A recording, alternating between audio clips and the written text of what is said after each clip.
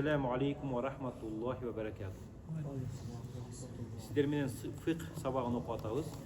Намаз оқығанды үйреніп атабыз. Өткен сабақтарда қасыр намазын өткенбіз. Адамдың абалы екі түрді болады дегенбіз. Же тұрғын болады, яғни еш жаққа сапар қылбай, ошол жергиликтүү жеринде жашайды. Же сапарда болады.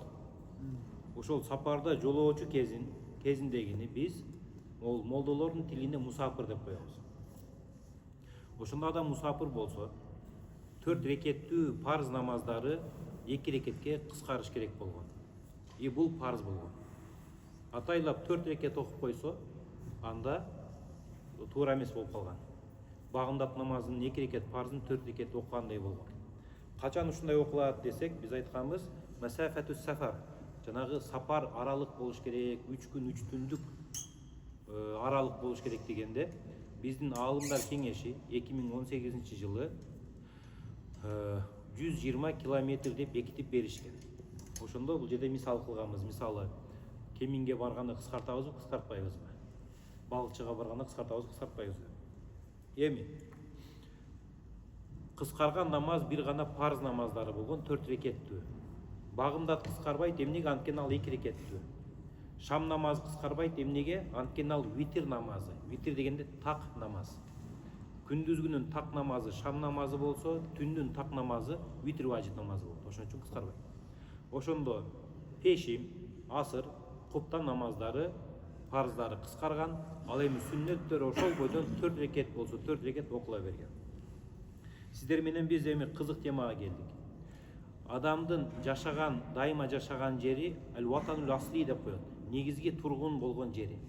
Анан кээде сапар кылып барып каласыз.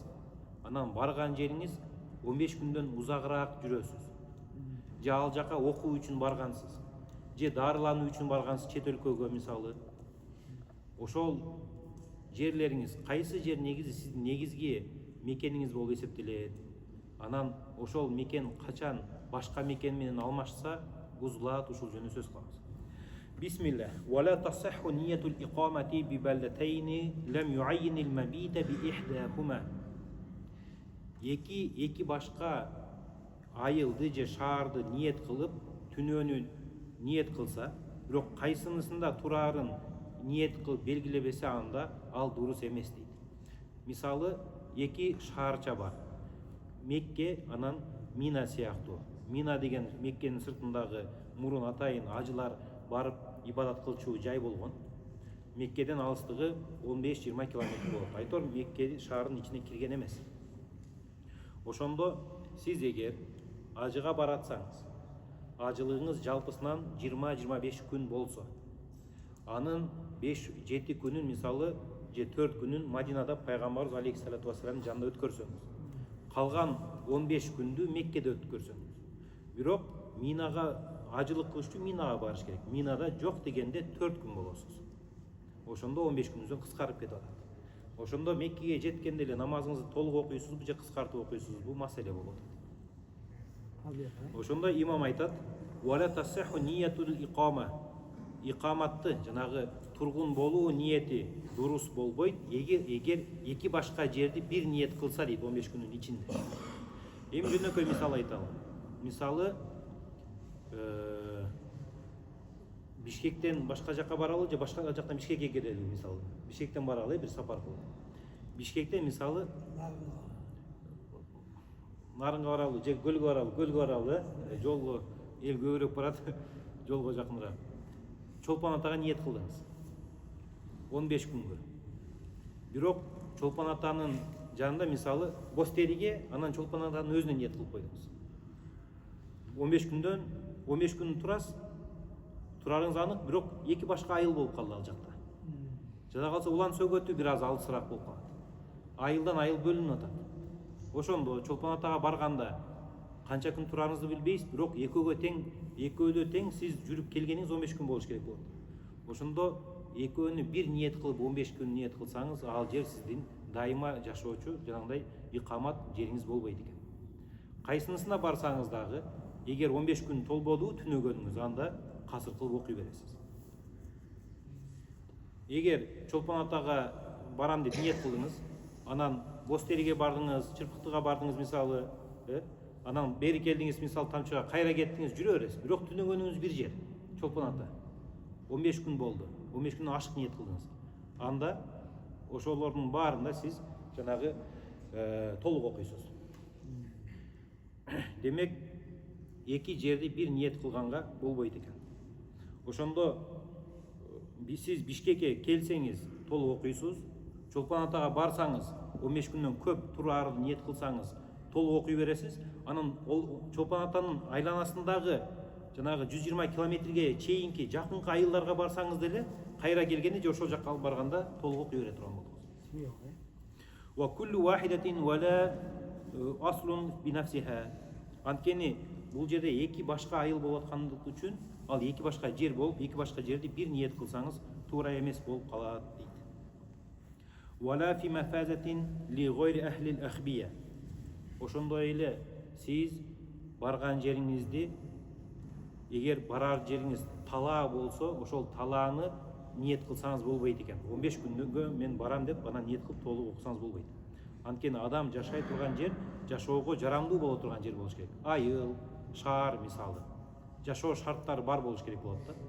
Анан бир талааны ойлонуп, анан же кой жайып, мал жайып тоого чыгып кетсеңиз, алыс экен, башка райондун мисалы жайытына жаят экенсиз, анан бир жерде турбайсыз, барып малды алып келишиңиз керек мисалы. Ошондо дагы ниет кылсаңыз ошол жакта 15 күндөн ашык болом деп, анда ниетиңиз жанагы макамыл икома, баладул икома болбойт дейт. Илля ли гойри фи мафазатин ли гойри ахли al-akhbiya. Ахбиянын элдеринен башка. Эми ахбия деген сөз бул чатыр деген сөз араб тилинде. Чатыр. Аныктамада мындай деп келет да, эгер үйдүн бир түркүгү же эки түркүгү ашып барса 3 түркүгү болсо, анда лахбия деп аталат, чатыр деп. Ал эми 4 болсо үй деп аталат дейт да арабтарда. Бирок биздин ошондо боз үйлөр үй деп аталып калат азыр. Эми бул жердеги аталышка маани бербейбиз. Кээ бирки көчмөн элдер болот. Алардын жашоосу ошол малдын артынан жайган сайын от түгөнгөндөн башка жакка жайып көчүп жүрө беришет. Бир жерде, мында анык бир жерде турбайт. Кыргыздар өйдө көчөт тоого, казактар мисалы тегиз көчөт талаага. Ошондо ошолор тургун болобу же мусапыр болобу десе, бул китепте алар тургун деди. Башкача айтканда, ошондой көчүп жүргөн эл намазын толук окусун деп атат.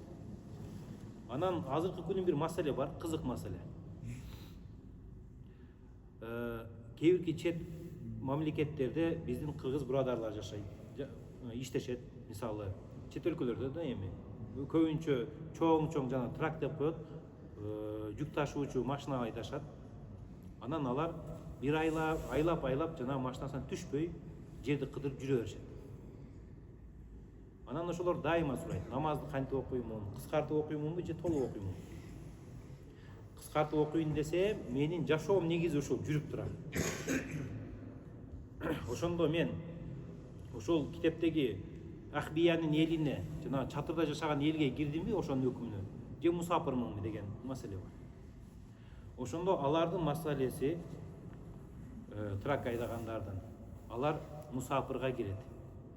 Анткени бул жакта чатырда жашаган көчмөн эл анчалык бат көчпөйт биринчиден, экинчиден жашаган жери ошол болгону бир жер эмес.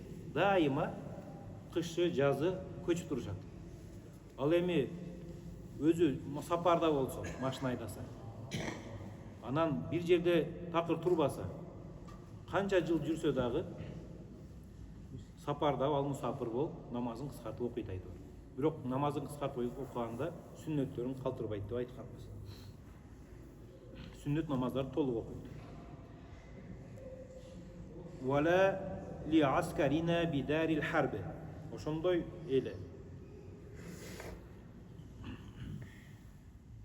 мусулмандар согуш майданында душмандын аймагында болсо, намазды ошол жака тургун ниетинде болуп окуганга болбойт дейт. Эмнеге? Анткени согуш болуп жатса. Мейли үстөмдүү ою тынч болот, дагы бир канча жыл ушул жерде жашайбыз деген же бир канча ай бул жакта турабыз деген ниет болсо дагы, бирок алар ошол жакта туруу менен эгер аргасыз болсо качуу эки ниеттин ортосунда тургандыктан согуш майдандарында атайын тургун болуп намаз окуганга болбойт, канча ай турса дагы. Вала бидарина фи мухасарати ахлил баги. Ошондой эле мусулмандар өлкөсүндө ахлил багидин курчоосунда калган мусулмандар дагы толук окуганга болбойт дейт. Эми мындай дейт. Ахлил буга деген сөз ахлил баги бул падышага каршы кылыч көтөрүп чыккан мусулмандар. Капырлар эмес ал. Саясий көз караштар менен дүйнө талашып, мал талашып, жер талашып, айтор жанагы мусулмандарга каршы мусулмандар кылыч көтөргөн. Ошондо мусулмандардын падышасына каршы кылыч көтөргөн мусулмандар эгер кайсы бир элди курчоого алган болсо, анда ошол жерде тургандар качып кетеби же ошол жакта дагы жашайбы белгисиз болгондуктан намаздарын кыскартып окушат экен.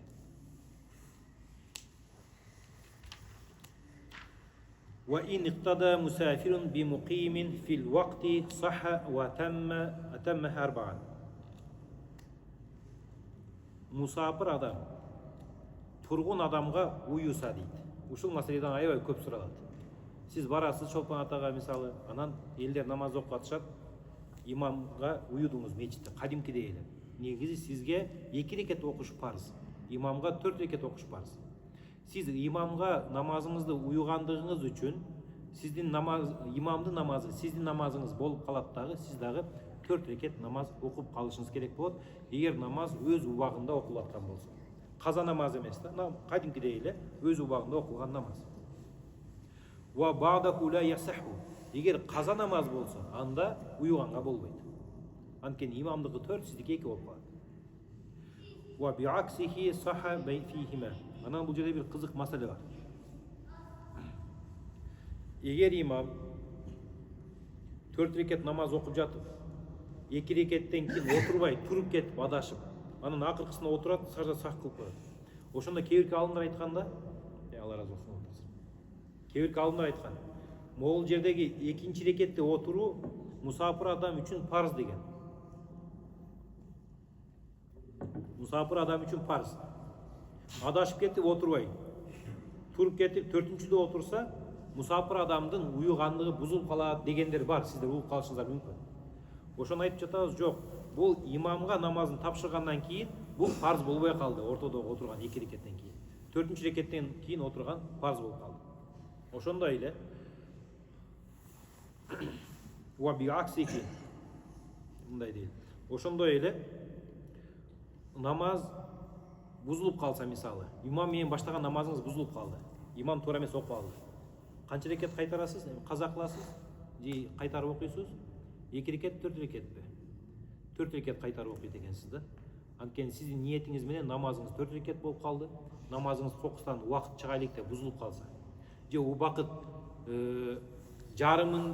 жарымына убакытка илешип, жарымдан убакыт бүткөндөн кийин окуп калсаңыз, мисалы, асыр намазынын 1 рекетинде өз убактысында окудуңуз, калган 3-үсүндө шамдын убактысында окуп калдыңыз. Булардын баары туура боло берет. Кийин каза кылсаңыз дагы имамга уюган намазыңыз бузулганда, каза кылсаңыз аны 4 рекет кылып окуйсуз. Тетириси дагы болот дейт. Тетириси кандай? Сиз мусапырсыз, сиздин аркаңызга тургун адам уюп атат. Сиз 2 рекет парз окушуңуз керек, ал 4 рекет парз окуш керек. Ал дагы туура болот. Анткени пайгамбар саллаллаху алейхи вассаламдын хадиси бар. Солля би ахли Макката ва хуа мусафирун. Пайгамбарыбыз саллаллаху алейхи вассалам Мекке эли менен намаз окуган мусафир болгон абалда. Ва кала атимму солатакум. Анан пайгамбарыбыз уюган адамдарга айткан: намазыңарды толуктап алгыла. Фа инна каумун суфур. Анткени биз мусафир адамдарбыз деген. Демек, пайгамбарыбызга тургун адам уюган, ошондой эле мисалы жамаатта алыс жакта мисалы карылар келсе, хафиздер, алымдар келсе, алар имамдыкка чыкса болот, болгон 4 рекет намазды алар 2 рекет кылып окуш керек болот, анан эл аркасынан өздөрүнүн кайра 2 рекетин улап алат. Wa nudiba lil imam an yaqula atimmu salatakum fa inni musafirun. Ошондой эле мустахаб, мандуб болот. Имам намазын бүткөндөн кийин намазыңарды толуктап алгыла, биз мусафирбиз деген. Караңыздар, бул намазды бүткөндөн кийин айтылды. Пайгамбарыбыз саллаллаху алейхи вассалам дагы намазын бүткөндөн кийин айткан. Эми ага чейин айтып койсо болобойбу намазга чейин, башталганга чейин? Болот да. Жакшысы намазды башталганга чейин айтыш керек болот. Силер азыр өзүңөр туруп 2 рекетти толуктайсыңар, биз 2 рекет окуйбуз. Эгер окуп атканда бирөө уюп калса, анда намазын бүткөндөн кийин аны айтса болот. Бир маселе бар бул жерде. Кээ бир алымдарыбыз бир жакка салам айткандан кийин эле оң жакка, тигилер сол жакка салам бергичек айтып коюш керек дейт да. Бирок туурасы мындай. 2 жакка тең кадимкидей салам берет, болгон дароо айтат. Биз мусафирбиз деп. Ошондо аркадагы турган адамдар укканда башка ишти кылбай туруп, дароо унчукпай туруп өзүнүн намазын улап кете берет. وينبغي أن يقول ذلك قبل شروعه في الصلاة. Ошондуктан негизи имам мусафир болсо, намазын баштаганга чейин айтыш керек. Биз мусафирбиз деп. ولا يقرأ المقيم فيما يتمه بعد فراغ إمامه المسافر في الأصح. Мындай маселе бар эми. Биз имамга уюп окуганда намазыбызды. Имамыбыздын намазы биздин намаз. Имамыбыздын Кураны биздин Куран. Ошондуктан Ханафи мазхабында имамдын аркасында иктида кылып уюган адамдар Куран окубайт. Унчукпай турабыз. Алла Таала Куран Каримде айткан: "Фастамиу лаху анситу", Куранды кунт коюп окула дагы унчукпагыла деген. Үн чыгарып окуйбу, окупай окуй айырмасы жок, унчукпайбыз. Маселе мындай болду. Ал өзү парз болгон 1-2 рекетте ошо Куран окуу парз дегенбиз. Ошону айтып койду. Кийин имам намаздан чыгып кетти, мусафир экен. Сиз 3-4 рекетте өзүңүз туруп окуп атасыз. 3-4 рекетте кыраат кылыш парзбы, парз эмеспи? Важиппи, важип эмеспи? Важип эмес да. Сиз парз намаздын 3 рекетинде Фатиханы эле окуйсуз, ал дагы бул жерде сүннет болот, анан зам сүрө кошпойсуз. 4тө деле ошондой. Бирок сиз имамга уюп окуганда 1-2-де окубаганда эле 3-4-дө да окубайсыз намаз. Имамга уюп окуганда окуйбуз да аркасында. Ошол сыяктуу, эгер имамыңыз мусафир болуп 2 рекет окуса, сиз турасыз дагы 3-4 рекетте Куран окубайсыз деп атат. Татаал болгон жокпу, эстеп каласыздарбы? Кадимкидей эле имам алдыңызда туруп Куран окугандай намаз окуп өтө бересиз да. Эми кээ бир алымдар бар, мисалы окуп койгон жакшыраак, мустахаб деп, бирок окуп койгон арам деген дагы жак бар да. Ошондо арам менен мустахабтын ортосунда турганда, кылба менен кылсаң болот, кылбасаң да болоттун ортосунда турганда, кылбаны карманганыңыз этияттуураак болот. Ошон үчүн этияттык үчүн мусафир болсо имамыңыз, өзүңүз туруп улантканда унчукпай эле имамыңыз как будто намаз окуп аткандай кайра намазыңызды улап окуп коет экенсиз. Эми тасбих менен такбирлер албетте айтасыз. وفائتة السفر والحضر تقضى ركعتين واربعا. Эми сапарда каза болгон намаздар. Ошондой эле сапарда жүрүп тургун кезиңизде каза кылган намаздарыңыз кандай окулат? 2 рекеттен 4 рекеттен окулат дейт. Бул жерде лаф ва наши мураттаб болуп калды. 2 рекеттен кайсы намаз окулат? Сиз сапарда жүргөндө каза кылгансыз, үйгө келгенде казасын окуп атасыз. 2 рекет окушуңуз керек экен. Анткени сиздин парзыңыз 2 рекет. Экинчиси, сиз сапарда жүрөсүз, тургун кезиңизде каза кылгансыз 4 рекет, 5-имди 4 рекет окушуңуз керек экен. Эми качан адам сапарда болот, качан тургун болот? Вал му'табару фихи ахирул вакт. Этибарга алуучу нерсе убакыттын эң аягы дейт. Ушул нерсени эстеп калыңыздар. Мисалы, убакыт башталдыбы? Намаз окуш парз болду. Бирок ушул жерде парз болдубу? Жок. Ушул убакыттын арасында окуш парз болду. Ошондо башында окуйсуз, ортосунда окуйсуз, аягында окуйсуз, айтор ичинде окушуңуз парз, шарт эле. Бирок Ең аяғында уақыт қалды. Оқпай уақыт өткөрүп жіберсеңіз, барлық уақыт парыз болады. Бұлардың барын емнеге айтып жатам? Мысалы, сіз пешім кирди, намаз оқи элексиз әлі. Жүрөсүз, анан сапарға шығыш керек болып қалды. Жайдың күні екен, пешім 2 сааттан кейін шығады. Шашылып шығып кетіп қалдыңыз, самолеттен кеч қалдың деп, мысалы ше. Анан шаардан шығып кеткенде же аэропортқа барғанда пешим бүтө элек, бирок сиз сапарға шығып кеттиңиз. Ошондо ошол пешимде каза болуп калды. Ошол пешим 4 рекет окулат, 2 рекет окулат. 2 рекет окулат. Анткени убакыттын эң аягын карайсыз. Убакыттын эң аягында сиз мусафир болсоңуз, мусафирдикин окуйсуз, тургун болсоңуз, тургундукун окуйсуз. Тетирисине сиз шаарга келе атасыз, мисалы аэропорт жактан келдиңиз, пешимдин асырга 10 минута калды, Бишкек деген жазууга кирип кеттиңиз. Бирок дараталганга жетишпей калдыңыз, убакыт өтүп кетти. Ошондо Бишкектин аймагына киргендигиңиз үчүн мусафир деп эсептелбей калдыңыз, 10 мүнөт калса дагы намазды толук окуйсуз. Түшүнүктүүбү? Ошон үчүн убакыттын акыркысын этибарга аласыздар. Убакыттын акыркысы. Дагы аялдарыңыздарга айтып кое турган нерсе, алардын ибадатына сиздер жооп бересиздер, илим жагында. Мисалы айтат, убакыт кирди эле, мен азыр намаз окуйм, күйөөмө тамак кылып алайын, азыр намаз окуйм, балам мектептен келди, азыр намаз окуйм, балам демиз алайын деп атып, анан намаз окуйн деп жатканда убакыт али бар эле, айызы келип калды. Кийин тазаланганда ошол намазды каза кылабы, кылбайбы? Каза кылбайт. Анткени буга дагы шарият убакыт берген.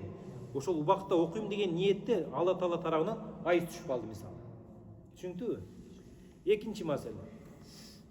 Айыз абалда турат, анан убакыт чыгып баратат, убакыт 5 мүнөт калганда тазаланып кетти. Намаз окуганга жетишкен жок, убакыт чыгып кетти.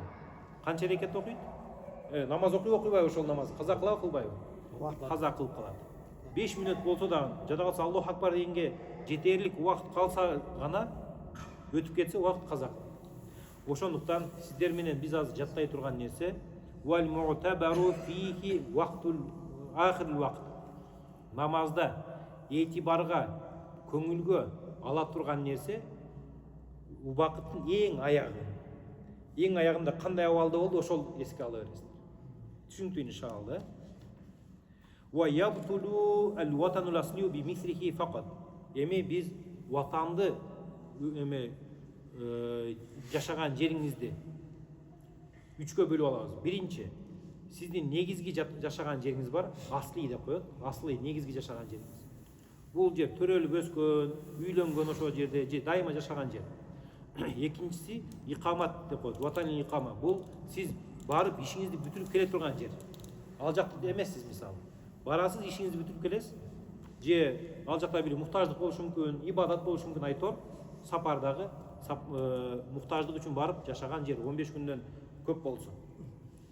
Анан 15 күндөн азын ватанын сукна деп коет, жашаган жер. Бул нерсени азыр карабайбыз. Ошондо сиз бул жакта Бишкекте жашасаңыз, төрөлсөңүз, үй бүлөңүз болсо, ушул жер ватанул асли деп эсептелип калат. Эгер Бишкек борбор шаар болбой калса, мисалы, Манас шаарына жылып кетсе, анан жумуштан улам же атайын жашоо шаарты ошол жакта жакшыраак, жумуштар жакшыраак деп ошол жакка көчсөңүз үй бүлөңүз менен, анан ниетиңизде ошол жакта отурукташып калуу болсо, анда могул ватанул аслиңиз бузулат деп атат. Ошондо эстеп кала турган нерсе, ватанул асли негизги жашай турган жер, башка негизги жашай турган жер пайда болгондо, бул жак негизги жашай турган жер болбой калганда бузулат экен. Кийин бул жакка келип, мисалы, көлгө өтсөңүз же нарынга өтсөңүз, Бишкекке тийгенде касыр кылып окуйсуз. Түшүнүктүүбү? Биздин жаттай турган эреже ватанул асли менен гана бузулат. Же ватанул аслига барганда бузулат.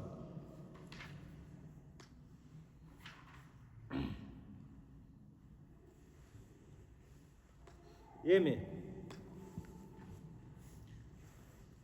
ватанул асли деп качан айтабыз? Анын белгилери болот. белгилерини аалымдар аял деп келет же ахил деп келет да. Ахил деген үй бүлөсү каякта болсун дегенде атасы чоң атасы эмес, үй бүлөсү дегенде өзү, аялы, анан бала чакасы. Жанагы каяктыксың десе үйлөнө элекмин дейт го, ошол сөздөн да. Аялыңыз кайсы жакта жашаса, ошол жак сиздин ватан аслиңиз болот. Аялыңызды кайсы жакка отурукташтырдыңыз, балдарыңыз кайсы жакта жүрөт, ошол жер ватан асли болот дагы, ал сиз башка шаарларга келип кетип иштей берсеңиз болот экен. Демек, ватан аслийди негизги жашай турган жердин бир белгиси аял болот экен, үй бүлө. Анан же төрөлгөн жер, жашаган жер болуп бөлүнө берет. Эми сиздин эки башка шаарда эки башка аялыңыз бар. Канча ватан аслиңиз бар? Негизги мекениңиз 2. Бул жакка барсаңыз дагы толук окушуңуз керек болот, бул жакка барсаңыз дагы толук окушуңуз керек болот. Эми өзүңүз такыр эле башка жактасыз. Атаңыз төрөлгөн жериңиз, атаңыз жашаган жер башка жакта.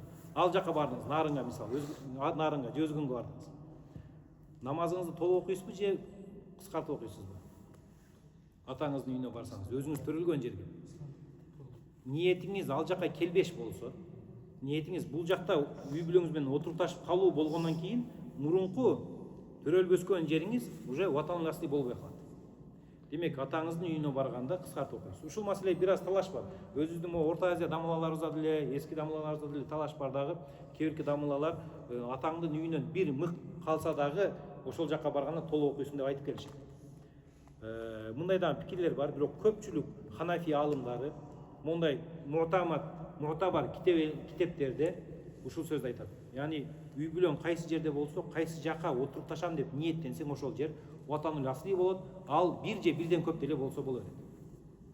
Эми экинчи маселе. Белгилерди билип алдык. Эң биринчи белгиси аял экен, анан бала чака экен. Бала чакадан кичинекей болсо. Эми үйчү, үй белги болуп эсептелеби, эсептелбейби десе аалымдарга талаш. 7 областта тең 7 үйүң болсо дагы 7 өйгө тең барганда ватан асли болбойт экен. Кайсы үй ватан асли болот? Үй бүлөң каерде болсо ошол жер. Демек, жеке менчик катары алынган нерселер ватан асли болбойт. Дубайдан алышат азыр кыргыздар үй мисалы, Меккеден алып атышат, башка жактан алып атышат, ал жакка барганда баары бир кыскартып окушат намаз. Үчүнчү маселе. Бир жерге бардыңыз, ошол жерде отурукташтыңыз, үйлөндүңүз. Ал жакта аялыңыз болгон үчүн ал жер ватан аслиңиз деп эсептелип калды. Бирок аялыңыз өтүп кетти. Ватан асли болду, болбоду десе, аалымдар эки пикирде да. Көпчүлүк аалымдар ал жер уже менчик үйүң болсо да ватан асли болбойт. Негизги жашаган жериң болбойт дейт экен. Кээ бирки аалымдар башталышында бул сенин мекениң болгондо ошол аялың белгиси болгон, бирок кийин аялың өтүп кетсе дагы сенин ватан аслиң болуп кала берет, эгер сенин мүлкүң бар болсо дейт ал жакта. Анткени негизги нерсе бул жерде үйбү же үй бүлөбү десе, үй бүлө болду. Анткени үй жок деле үй бүлөлөр көп да. Батирде жашашы мүмкүн мисалы, негизгиси ошол үй бүлө менен каерде жашоо ниет кылып, ошол негизги жашаган жери ватан асли дейт. Ва ябтулул ватанул аслию бимислихи фақад. Ва ябтулу ватанул иқамати бимислихи. Ошондо бир шаарда мисалы бир үй бүлөңүз болсо, Кара Балтада, андан чыгып Бишкекке келсеңиз, Бишкекте дагы бир үй бүлөңүз болсо, экөөдө тең сиз толук окушуңуз керек болуп калат. Экөөндө тең. Ал эми тургун болгон ватанул иқама, тургун болгон мекениңиз өз мекениңизге келгенде бузулат дейт. Бул маселе мындай. Сиз бир айга Нарынга барып иштегени кеттиңиз. Ал жакта иштедиңиз, эптеп чыдадыңыз, кыштын күнү эми суукта, анан келдиңиз Бишкекке үйүңүзгө. Толук окуйсуз. Кайра Нарынга барганда, эгер ал жакта 15 күндөн аз жүрө турган болсоңуз, анда кыскартып окуй бересиз. Ошондой эле, ушундай ватанул иқама деген жер сапар кылуу менен бузулат дейт.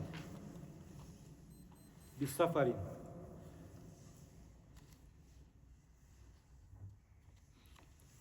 Ва ябтул ватанул иқамати бимислихи ва би сафари ва би бил ауди лил ватан асли бима закарна. Эми бир мындай мисал болот. Чолпон атада сиз 1 ай жүрөм дедиңиз. Ал жерде сиз толук окуйсузбу?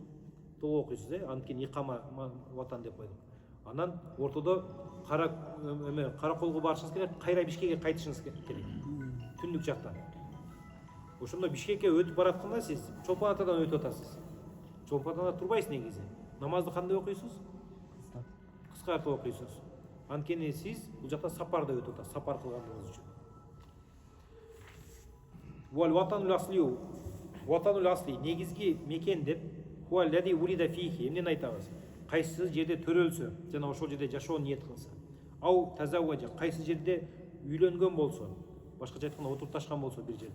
Ау лям ятазавваж же үйлөнгөн жок, бойдок экен. Ва касада таайюша лартихала фи ан. Бирок ошол жерде жашаймын деп ниет кылды, ал жактан кетпеймин деди. Кудай сактасын. Жанагы бойдок кетип калган Москвада жүргөн кыргыздар болсо мисалчы, келүүгө ниети жок болсо ошол жак ватан асыл болгон. Ва ватанул икама. Ал эми икама ватаны. Тургун болгон мекени кайсы? Маудион навал икамата фихи нисфа шахрин фама фаука. Жарым ай жандан көп жашаймын деп ниет кылган жериңиз ошол икама ватанда эсептеле берет. Бул оңой эле бузулуп кетет жана Чолпон атанын мисалында. Демек аны ватанул икама деп коебуз. Валам ю'табар ал-мухаққиқуна валам я'табир ал-мухаққиқуна ватанал сукна. Эми үчүнчү үй бар. Мекен бул 15 күнгө чейинки 15 күндөн аз жашаган жериңиз. Ошол жер этибарга алынабы алынбайбы десе этибарга алынбайт. Андан сиз чыгасызбы киресизби айырмасы жок. Ва хуа ма навал икамата фихи дуна нисфи шахрин. Эми кайра бир мисал кылып коеюн сиздерди тажатып. Бирок жакшы эстеп калыңыздар да. Ошондо мисалы Чолпон атага баратасыз, Бишкектен чыктыңыз, бир жума жашайм деп баратасыз Чолпон атада. Бишкектен чыгарыңыз менен кант болобу, кайсы жер болот, намазды кыскартып окуйсуз. Буну билдик иншалла. Ошол жерге жеттиңиз Чолпон атага. Намазды кыскартып окуйсуз. Анткени ал жерде сиз 2 жумадан аз турасыз. Анан башка айылдарга бардыңыз, намазды кыскартып окуй бересиз. Болгону эгер 15 күндөн көп турамын десеңиз, жана бир эле Чолпон атада көп турам, 15 күн жашайм десеңиз, анда Чолпон атанын аралы жанындагы 120 километрдин ичиндеги аралыктагы айылдарга барсаңыз деле намазды толук окуп жатасыз.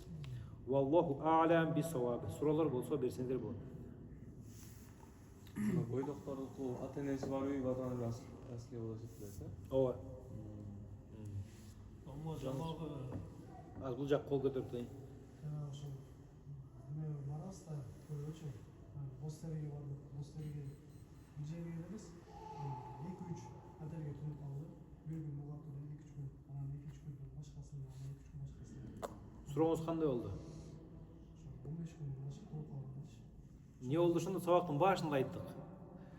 Жооп берсеңиздер кандай болду?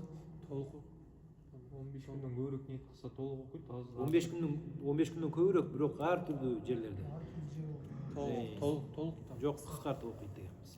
жок. Сабактын башында. Жок, сиз айттыңыз го. Ошондон ичинде эле отелдерди өтпөй. Ичиндеби? Жок, ичинде болтабы? Бир эле айылдын ичинде. Жок, анда толук окуйсуз. Анда толук окуйсуз. Ичинде болсо толук окуйсуз. Канча 120 километр. Жок, бир айылдын ичинде. Бул үйдөн тиги үйдө жашаса толук. Дагы кимде суроо? Мусал көрөбүз. Обязательно кыскартып окуш керек. Ооба. Үйдөн чыккандан кийин. Мурунку сабакты көрүп алсаңыз болот иншалла, YouTube'да кенен жазылган. Ооба. Дагы кимде суроо бар? Насыл кал сурооңуз. Актабада автобус кетип атат да. Бекерден автобус да. Анан токтобойт. Автобустан токсо болобу, бир каза болуп кетип. Каза болуп кетет. Бүтөндө каза болот. Ооба. Жок, сүннөттөн окусаңыз болот. Парызды каза кыласыз, парызды. Анан үйдөн келип окуш керек. Ооба. Автобуста каза болуп кетет. Масактай турсат чүнчү. Марың кабарам. Пастана жамап беле окуйрумден тол болот. Шүттү мен деле болбогот дейсиз. Болот дедик го. Болот дедик. Шашкан жок нерсе. Ооба, болот. Жолдон только эмеде. Өзүңүз окусаңыз кыскартып окуйсуз, имамга уйсаңыз толук окуйсуз. Ооба. Cuma namazçı Cuma. Cuma'da tol cemaat. Жума 2 рекетти. Ооба. Yok tol cemaatçı. Ооба. Cevizlerde bolunda cemaat kavuşup parti namazını okuda tabi uyuganı olmuyor. Макруу болот. Uyumayıpsa Кандай болот? Желательно Эгер уйсаңыз макруу болот. биздерден суага да. Ооба. Рахимет. Көлдөн келдик анан бул жерден мечиттен толгой окуп атабыз. Канча күнгө келдиңиз? Жуманды Уюп окуп атасызбы ошондо? жактан окуп атабыз анан кээде үйдөн окуп атабыз. Үйдө канча рекет окуп атасыз? Толгой окуп атабыз. Ошол жөнүндө сабак болду, как раз сиз практикада экенсиз да азыр. Кыскартып окуйсуз өзүңүз жазып жатсаңыз. Дагы кимде сабак суроо бар? Азыр кайталанган суроолор бербесеңиздер суранычы. Жактан толгой эле. Уюсаңыз толук. Бизде Таласта азыр үй бар да, ан берде да үй бар. Мен Таластан берге окууга келгем да 4 жылга. Меники Таласка барганда толук окуйм Толук болот сиздики. Таласка барганда да толук окуйм. Ооба. 15 күндөн аз болсо деле. Ооба. Барарыңыз менен толук окуйсуз. Жолдун ортосундачы. Ортосунда касыр кылып окуйсуз. Таласка барар менен толук окуйм, жолдун ортолорунда кыскартып окуйм. Биз болчу 40 күнгө даватка чыкканда караколго чыкканбыз да ошол жердечи. Анан бир жерде турбайбыз деп касыр кылып окуганбыз да. Ошол намаздарды казабыздан окуп калабызбы? Бир жерде турбасаңыздар туура эле окуган болосуз. Жок, караколдун ичинде эле жүрөбүз да, 3 күндөн Жок, ооба. Каза кылып карашыңыз керек болот. Бир шаардын ичинде болсо, бул жакта жана суроо бербеди. Бир шаардын ичинде бир канча жерде турсаңыз дагы бир шаар бир жер болуп эсептелет. Толук окуйсуз.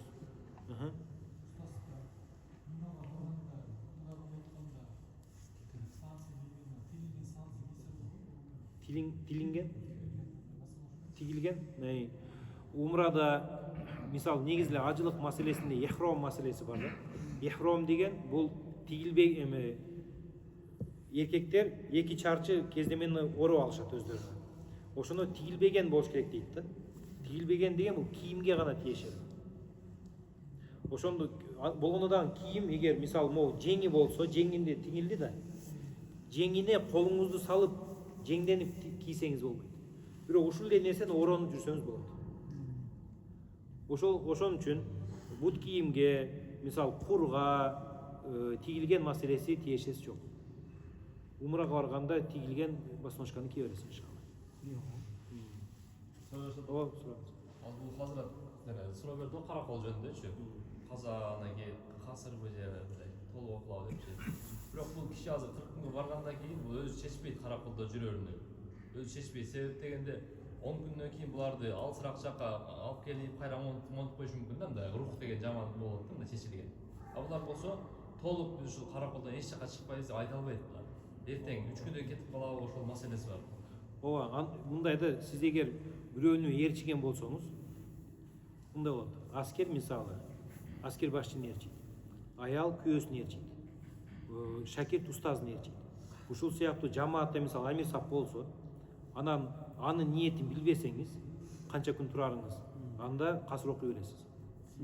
Бирок бул киши мынтпайт да, барарды ошентип сүйлөшүп алганбыз депчи. Башында суроодо ошентип айтты, сурады да.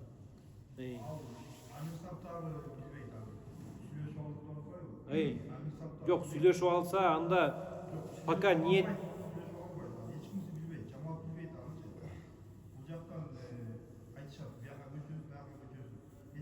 анда сүйлөшүп алса анысы жарабайт. Эгер башка жактан буйрук келе турган болсо. Ооба. Ошол бирок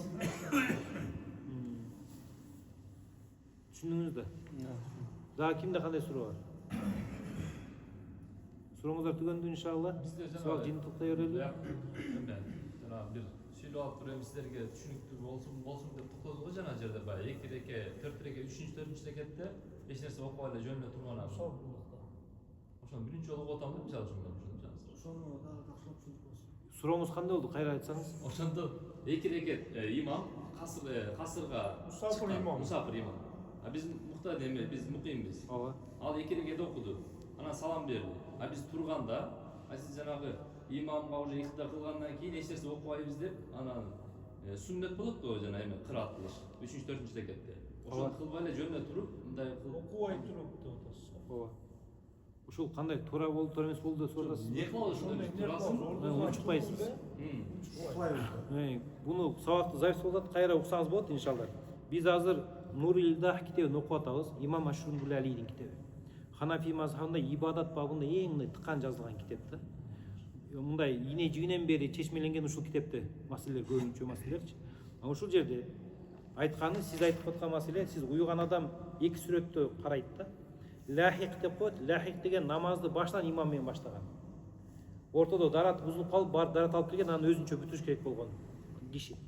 Анан масбух деп коет. Масбух деген имамдын биринчи рекетине жетишпей калган. Ошол имамдын биринчи рекетине жетишпей калып, туруп кийин өзү каза кылып атканда бул киши толук окуйт. Эмнеге? Анткени бул имамдын биринчи, экинчи рекетиндеги кыраат бул парз болгон. Ошон үчүн бирөө калып кеткен үчүн туруп өзү толук окуш керек болот. Канчаны калтырса ошон үчүн. Анткени мунку парз болду. Ал эми лахик маселесинде, лахикти бул парзды имам менен өткөрүп койду уже. Болгону сүннөт калды. Эми сүннөттү окуган мустахаб деген китептер бар Ханафи мазхабында.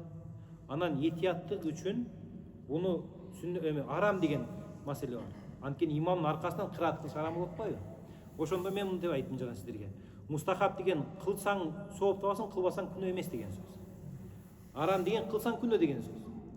Ошондо экөө бири-бирине карама-каршы келип калганда биз кылбаштык тандайбыз, этияттык үчүн деп айттык да азыр. Ошондо туруп унчукпай турасыз. Имам алдыңызда тургандай. Руку кыласыз, сажда кыласыз. Ошол канча секунд, минут ошол Фатиха окула турган мүнөт турасыз да. Ичинен окубайт деп атабыз. Ошол жөнүндө сиз окубай эле турабыз жөнүндө. Ооба. Кайра окуп берейин ошол жерде. Аябай таң калдыңыздар го я? Эбекте бардык эле эбет турса керек.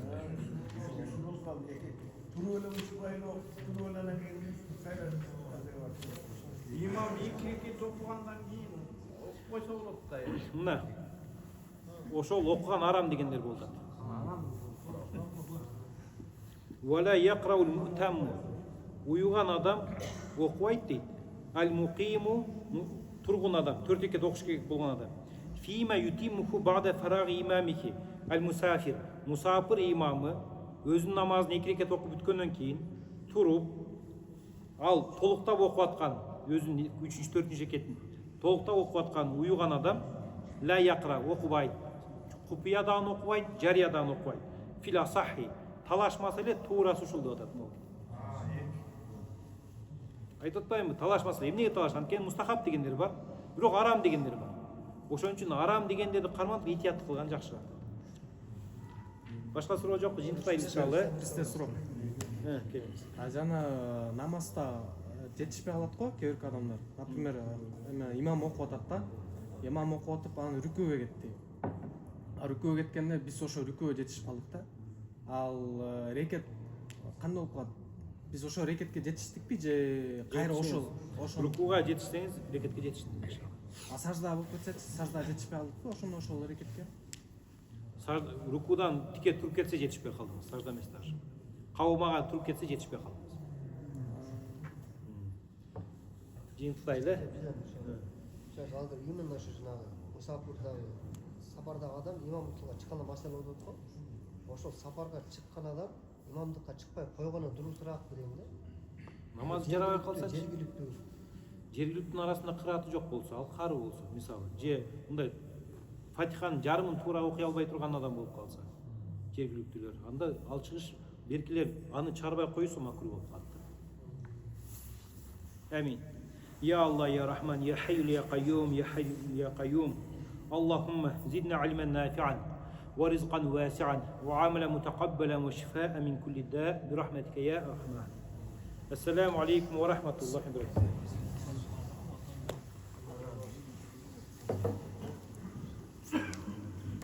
Allah razı olsun.